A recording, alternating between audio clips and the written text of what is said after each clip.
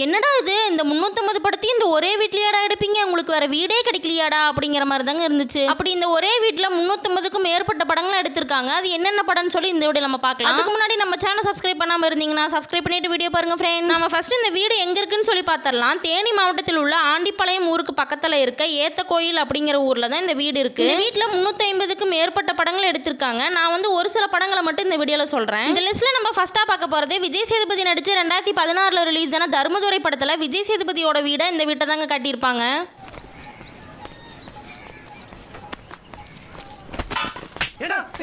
அடுத்ததான் நம்ம பார்க்க போற படம் சிவகார்த்திகேயன் நடிச்ச 2019 ரிலீஸ் ஆன நம்ம வீட்டு பிள்ளை படத்துல சிவகார்த்திகேயனோட வீட இந்த வீட்டை தாங்க காட்டியிருப்பாங்க. அடுத்ததான் சசிகுமார் நடிச்ச 2021 ரிலீஸ் ஆன எம்ஜிஆர் மகன் படத்துல சசிகுமாரோட வீட இந்த வீட்டை தான் காட்டியிருப்பாங்க.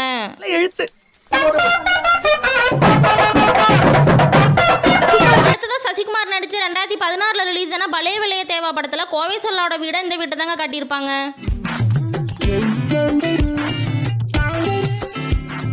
என்ன வாசனை தூக்குது. அடுத்ததா பாண்டியன் நடிச்ச 1983 ரிலீஸ் ஆன மண்வாசனை படத்துல பாண்டியனோட வீட இந்த வீட்டை தாங்க காட்டியிருப்பாங்க. பொண்ணு பார்த்துட்டான். இவன் மகன் மஞ்சத்தில் ஊத்தலன்னா நான் தொண்ணால தெரியலனாக்கும். அடுத்ததா பாக்கியராஜ் நடிச்ச 1979 ரிலீஸ் ஆன புதிய வளர்ப்புகள் படத்துல ஊர் தலைவர் வீட இந்த வீட்டை தாங்க காட்டியிருப்பாங்க. கொஞ்சம் நெல்லுப்பா அம்மாவாசை. அடுத்ததா அந்த ஏத்த கோயில் வீட்டுக்கு போற வழியில இருக்க இந்த பாறையில விஜய் சேதுபதி நடிச்ச 2010 ரிலீஸ் ஆன தென்மேற்கு பருவக்காற்று படத்துல வர இந்த சீனை அந்த பாறையில தாங்க எடுத்திருப்பாங்க.